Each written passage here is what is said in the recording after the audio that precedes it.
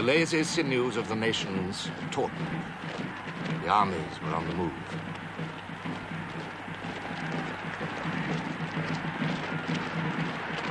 Peace exploded into cheers and music.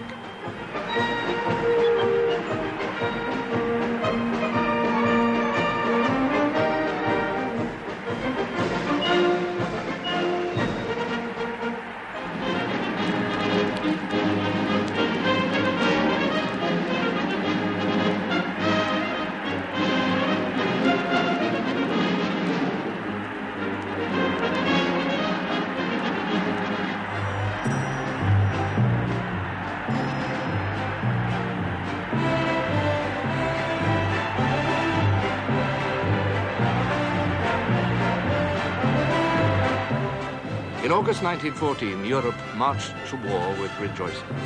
Tense wires of apprehension snapped. Those in every nation whose lives had been drab, who had endured discontents, who were restless, disgusted, filled with envy or with high ideals, a cause was now offered, and a duty.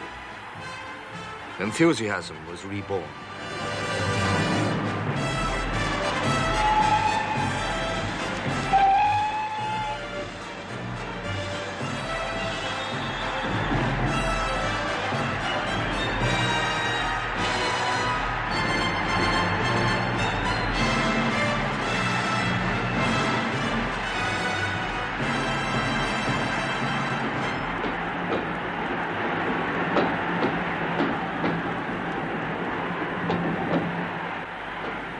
In valleys green and still, where lovers wander maying, they hear from over the hill a music playing.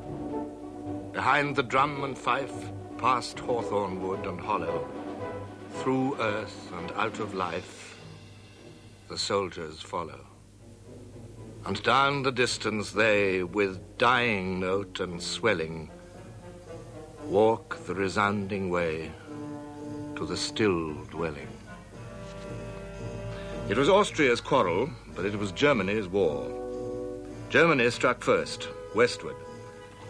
At 5 a.m. on August the 4th, German cavalry crossed the Belgian frontier, their hoofbeats on the cobblestones the signal of catastrophe. In Berlin, the Kaiser addressed the members of the Reichstag. I have no knowledge any longer of party or creed. I know only Germans. And in token thereof, I ask all of you to give me your hands. When the Imperial Chancellor, Bethmann Hollweg, asked for the unprecedented war credit of £265 million, the Reichstag voted it unanimously.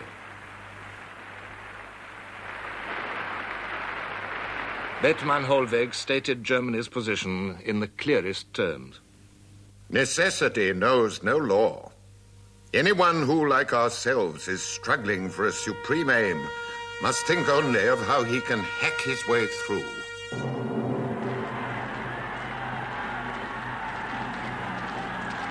Through international agreements, through the very concept of neutrality, through Belgium.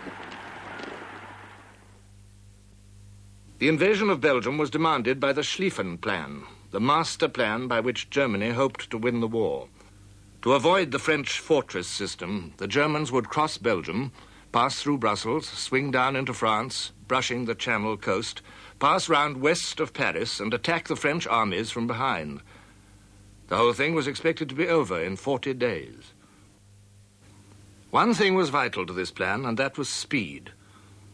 The point of first impact was Liège, blocking the crossings of the River Meuse and all routes to Brussels and the west.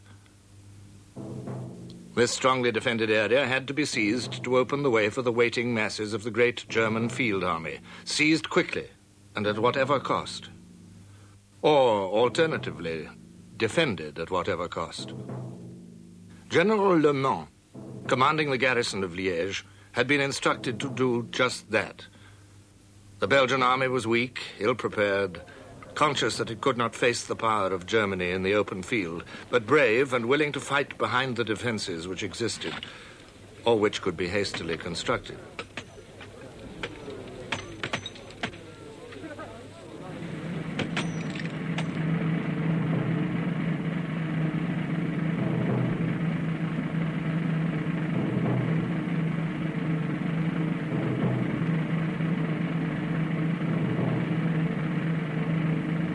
They were facing the most powerful military machine in the world.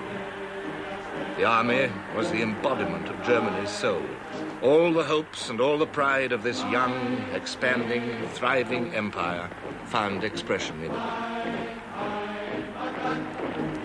Every young man was liable to serve, and most of them were overjoyed to do so. When the army marched, all Germany marched too.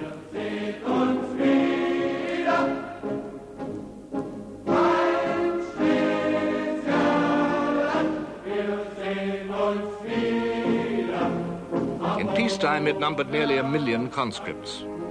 Behind them stood over 4 million trained reserves, and a final potential of almost 10 million. The backbone, as everywhere, was the infantry. 78 divisions, drawn from the swelling cities, the famous old towns, the wide and various countryside of the German Empire. They were mostly peasants, sturdy, patient, brave, dependable. And their hard core was 110,000 superbly trained non-commissioned officers. The cavalry numbered over 100,000. They were the Kaiser's favorites, cuirassiers, dragoons, uhlans, with flat-topped helmets and fluttering lances. The Crown Prince's regiment was the Death's Head Hussars.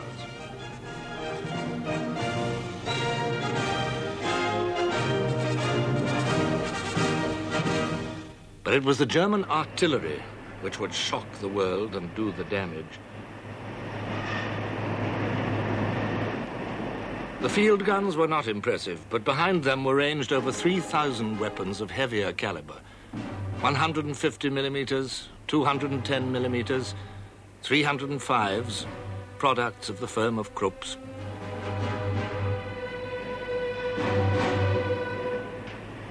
It was a crushing weight of heavy guns, well supplied with shells, waiting to tear a continent apart.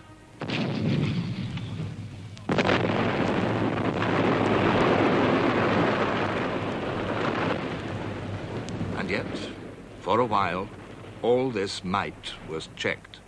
Liège proved a tough nut.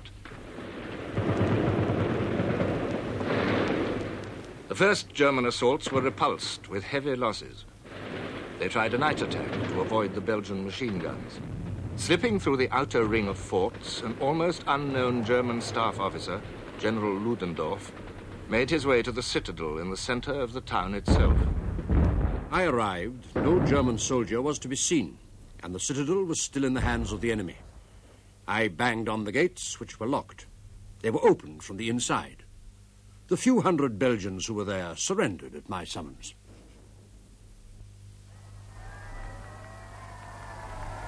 There was jubilation in Germany. The Kaiser kissed von Moltke rapturously. But the excitement was premature. General Le Mans was not in the citadel. He was in one of the forts. And under his firm direction, these continued to resist.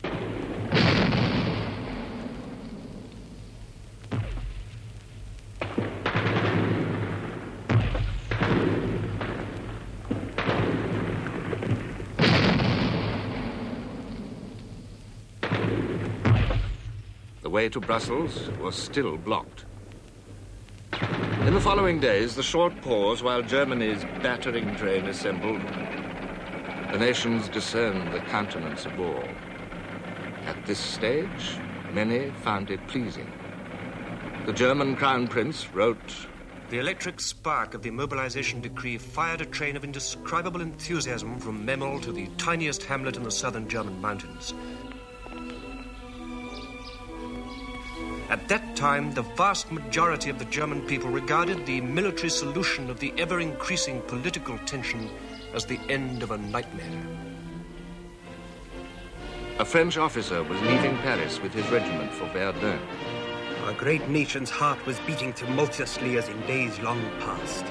Crowds were gathered at every station, behind every barrier, and at every window along our road. Cries of "Vive la France" and "Vive l'armée" could be heard everywhere, while people waved handkerchiefs and hats. The women were throwing kisses and heaped flowers on our convoy, and the young men were shouting "Au revoir" and "À bientôt." At one grade crossing, a young woman lifted her baby towards us, shouting, He too, like you, will go someday and do his duty. It must have been like this in 1792. The soul of France had again attained the height of her greatest period in history.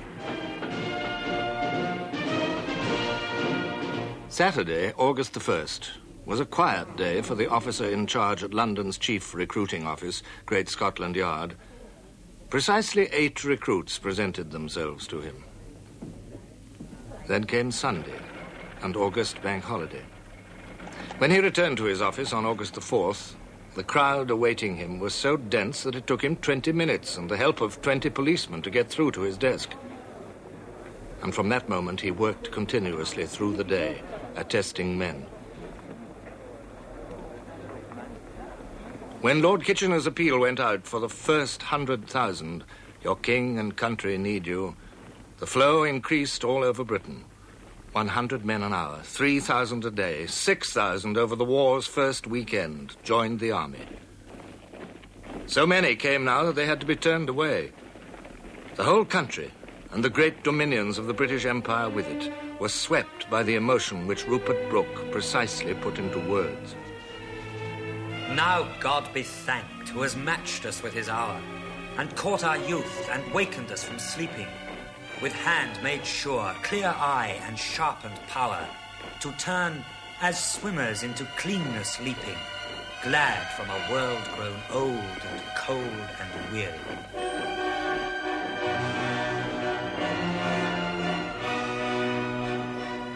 Neither religion, nor socialism, nor the most pure pacifism was immune from the surge of this worldwide outburst of passion.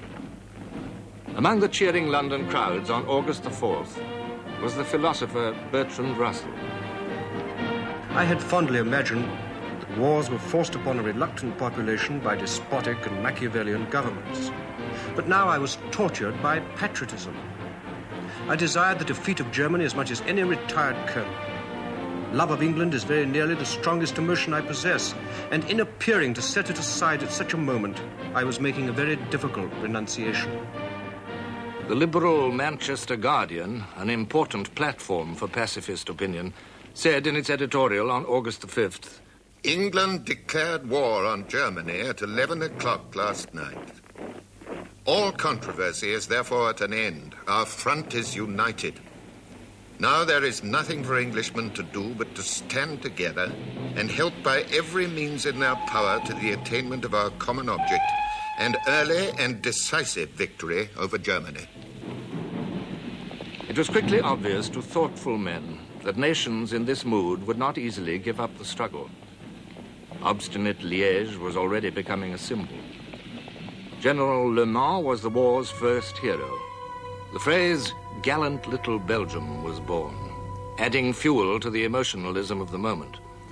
Behind Liège, the image of a brave king and a resolute people rallying against aggression was firmly planted.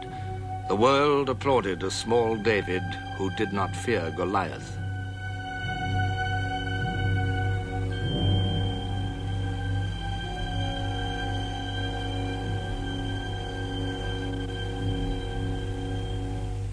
Yet it was Goliath who won this fight. The great guns and mortars were brought up against Liège, the Krupp 420s, the Skoda 305s borrowed from Austria. The Belgian forts were pounded into rubble. Steel plates were smashed and buckled. Human flesh was turned to bloody pulp.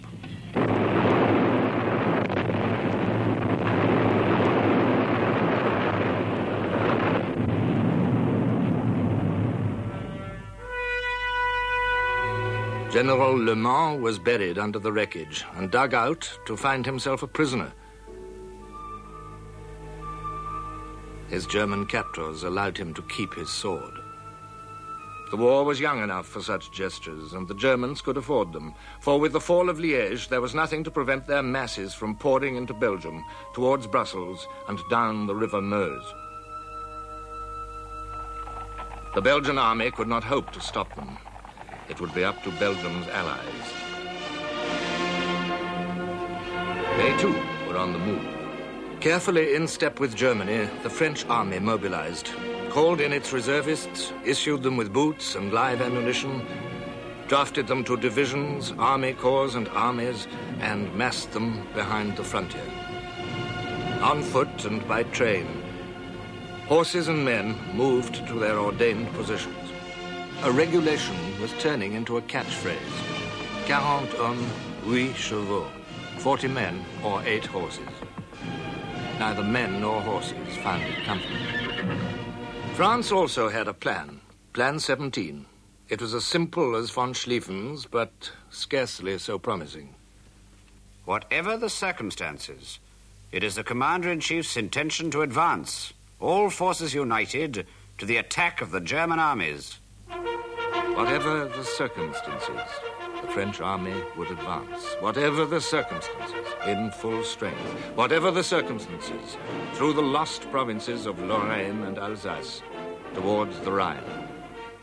There were few who doubted, for the army was France's pride, a firm rock amid the shifting sands of Republican government. The French infantry was still dressed in the red trousers and the red képis of 50 years before. Like the Germans, most of them were peasants, strong and hardy, more enduring than anyone supposed, and possessing a quality of Gallic fury which was heightened by their mission to attack. Amid the historic costumes of old France, there was a whiff of Africa.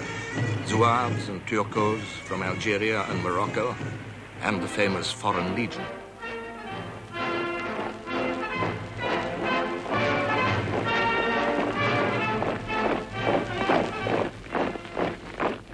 Cavalry contained cuirassiers and dragoons, whose dress had scarcely changed since Waterloo, and gay chasseurs. All of them were trained and eager to charge with lance and sabre, whatever the circumstances. With uniforms drawn from history and ideas drawn from fiction, the French army was completely up to date in one respect. It had the finest field gun in the world, the 75mm, the 75, flexible, mobile, able to fire 25 rounds a minute. Above all, plentiful. With these plans and with these armaments, Europe's two leading powers collided. Which would stand the test?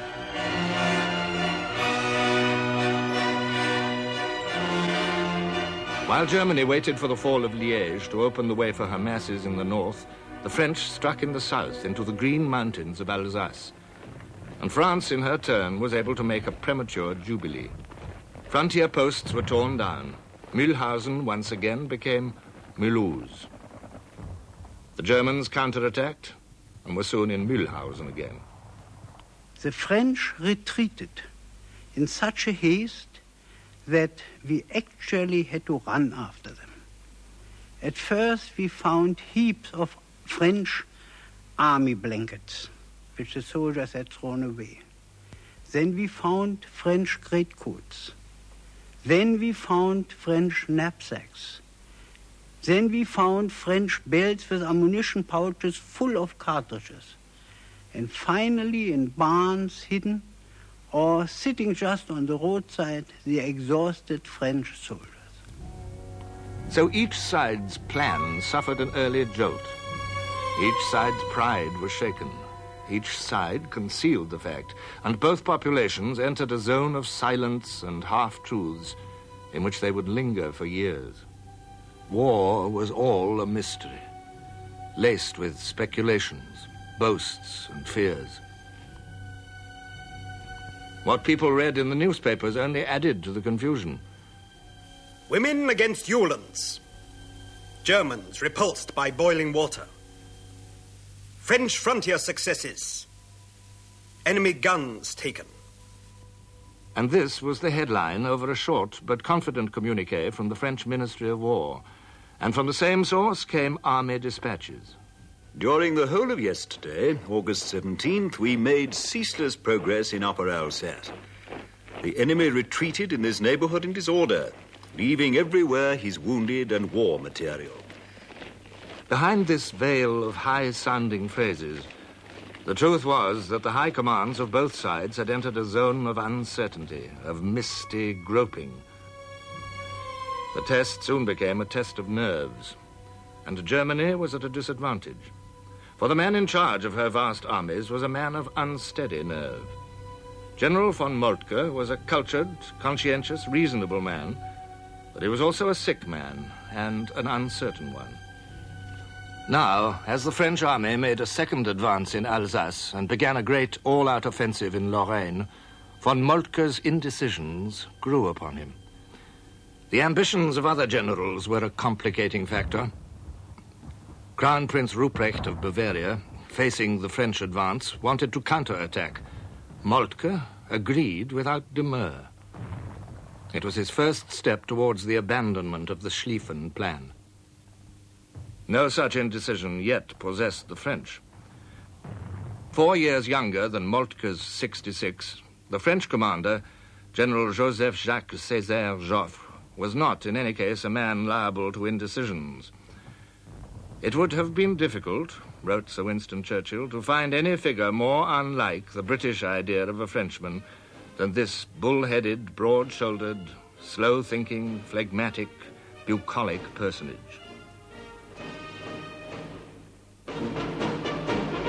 There were few questions in the French army during those early August days. The prophets of the offensive had laid down the doctrine.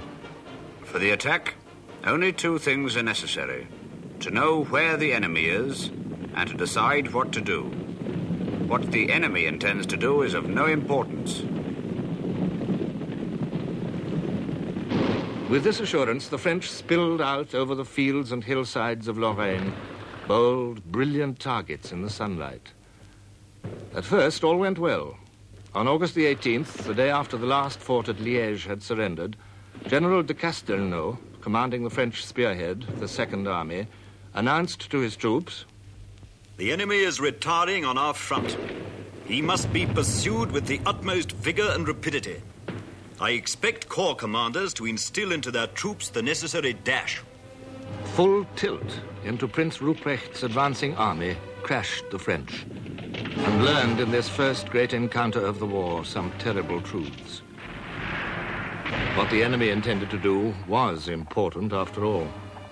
At long range, the German heavy guns, and at short range, the machine guns, devoured the gaudy lines of Frenchmen. The sense of the tragic futility of it will never quite fade, wrote Sir Edward Spears, and added that many of these gallant officers thought it chic to die in white gloves. Nobody could tell exactly what the French losses were, but they were enormous. The French Second Army came back, said Joffre, under conditions which almost resembled a rout.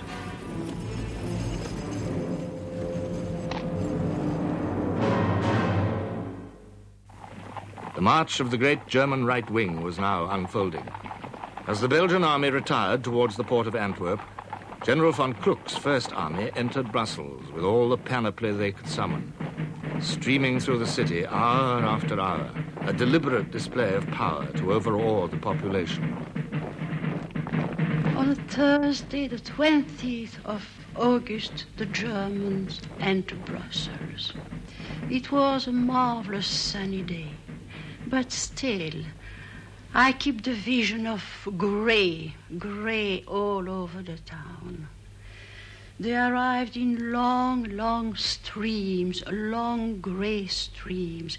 It was a sinister, greenish grey. Even their helmets had a grey cover. They went along in the main street of Brussels with their war equipment, with their war material, heavy guns, their officers on horseback, and their music, that music of drum and fife, and always the same little tune. At the same time as this demonstration, the German Second Army, which had taken Liège, arrived in front of the fortress of Namur, and the great guns were heard again. 2 things became clear to the French High Command. The Germans were evidently strong in Belgium, and the frontier fighting proved that they were strong in Lorraine. Strong on the right, strong on the left. What of the center? Surely they could not be strong everywhere. Hopefully, the French struck again, in a region where everything favored concealment, ambush, and surprise. This was the Ardennes.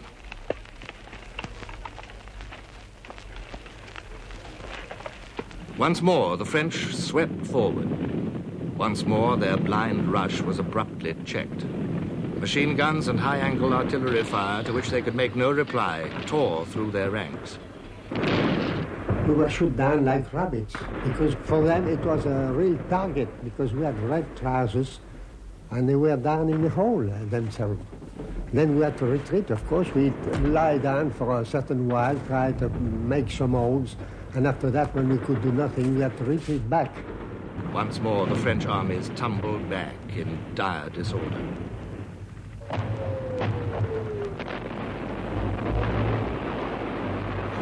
The dream was wearing thin, reality asserting itself.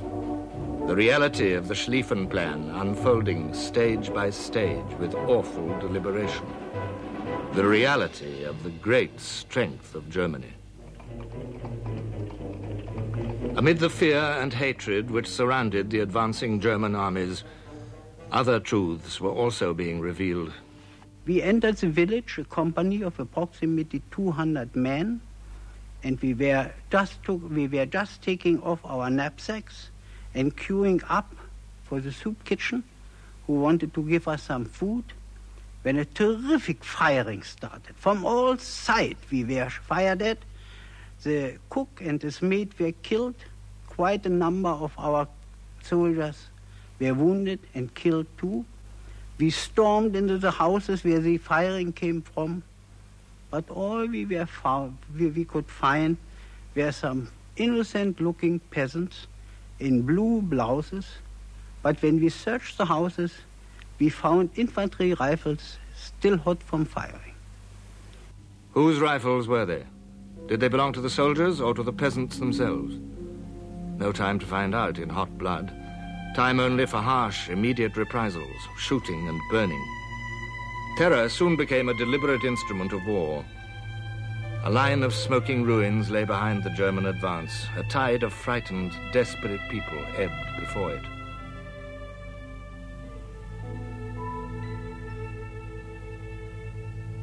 The Germans convinced themselves that they were victims of systematic guerrilla warfare. General Ludendorff wrote, "For my part, I had taken the field with chivalrous and humane conceptions of warfare. This guerrilla war was bound to disgust any soldier. My soldierly spirit suffered bitter disillusion. The bitterness increased. The rage boiled over.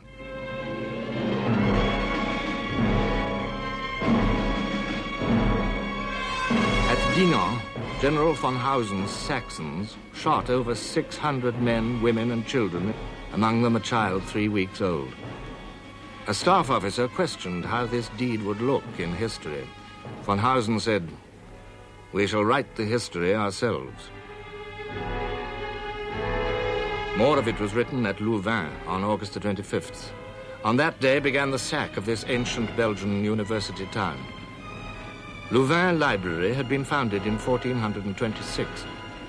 Among its 230,000 volumes were 750 medieval manuscripts and over 1,000 of the earliest printed books. All were reduced to ashes. A German officer, watching it happen, told an American correspondent, "We shall wipe it out. Not one stone will stand upon another, not one, I tell you. We will teach them to respect Germany. For generations, people will come here to see what we have done." The sense of outrage grew on both sides of the line. Over the neat brick towns and the clean white farms of Belgium, the war flowed westward. The last of the French armies, General Lanzac's Fifth Army, facing the swinging end of Schlieffen's flail, edged slowly to its left, constantly sensing the pressure of the German right. As the Fifth Army approached Namur and Charleroi, lining up along the river Sambre, the fighting swelled to a roar all the way down the line into Alsace.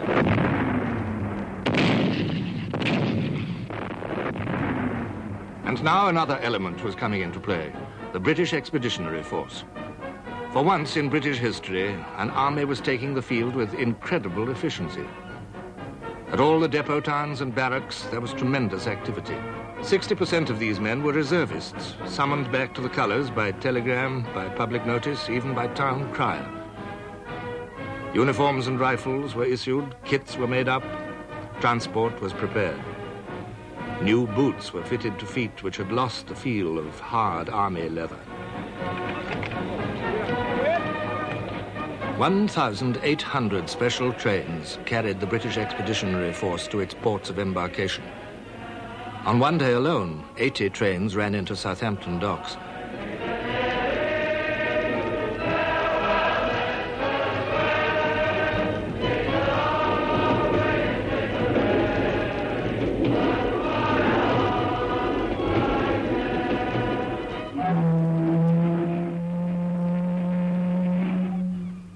An average of 50,000 tons of shipping per day, safe and unhindered under the protection of the Royal Navy, carried the Expeditionary Force to France. Landings began in deep secrecy on August the 7th.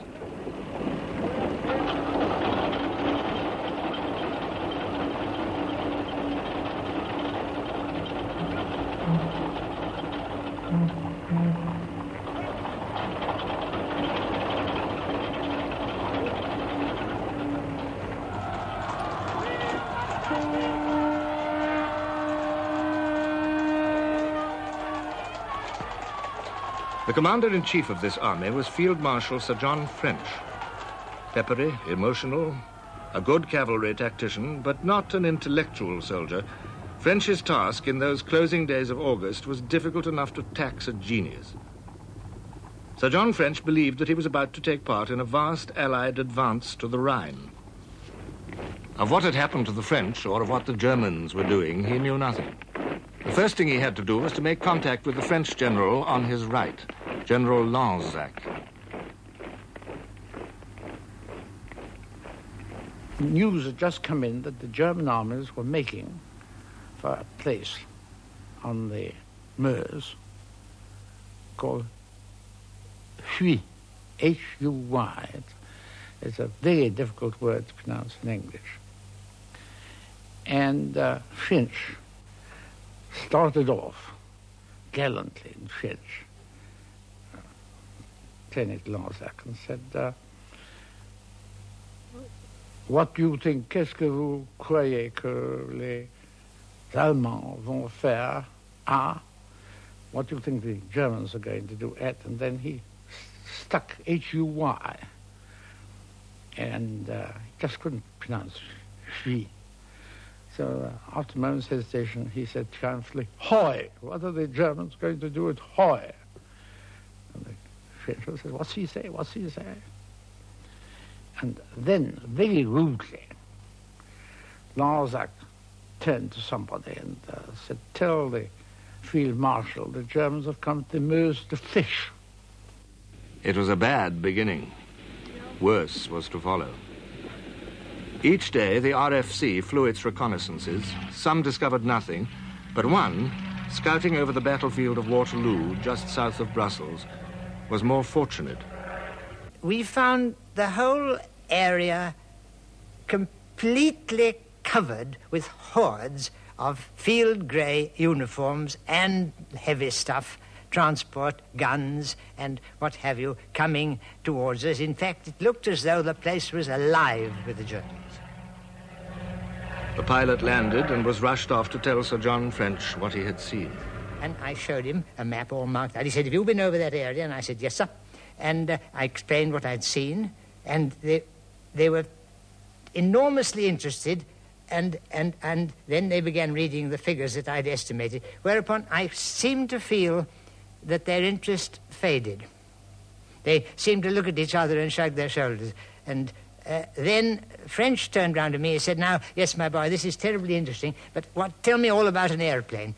What can you do when you're in these machines? Aren't they very dangerous? Are they very cold? Can you see anything? What do you do if your engine stops? And all that sort of stuff. And I couldn't bring him back to Earth because, obviously, he wasn't interested. And then I again tried, and he looked at me and he said, yes, this is very interesting, what you've got, but you know, our information, which of course is correct, proves that you really, I don't think you could really have seen as much as you think. Well, of course, I quite understand, you may imagine you have, but it's not the case. But the French on the right knew all about this and were falling back at the very moment when the British believed that they were advancing. It was a bad moment for Lieutenant Spears, whose duty was liaison between the two armies. I knew that the British Army was absolutely relying on this advance to complete its own movement. And the position of the British Army was extremely dangerous because we believed that a couple of German army corps were moving quite unopposed round the flank of the VEF, which was on the extreme left of the whole Allied line. Well, I, that is, a young officer, had come to tell, on my own responsibility, come to tell Sir John French that he couldn't rely on the French advance. And indeed, that if he continued advancing as he was planning to do, it was the destruction of the whole of the British Army. We were walking straight into the mouth of a trap, enormous trap. The dream of advancing through Belgium was at an end. From here onwards, it would be all harsh reality. The date was August the 22nd. The position which the army reached was the battlefield of Mons.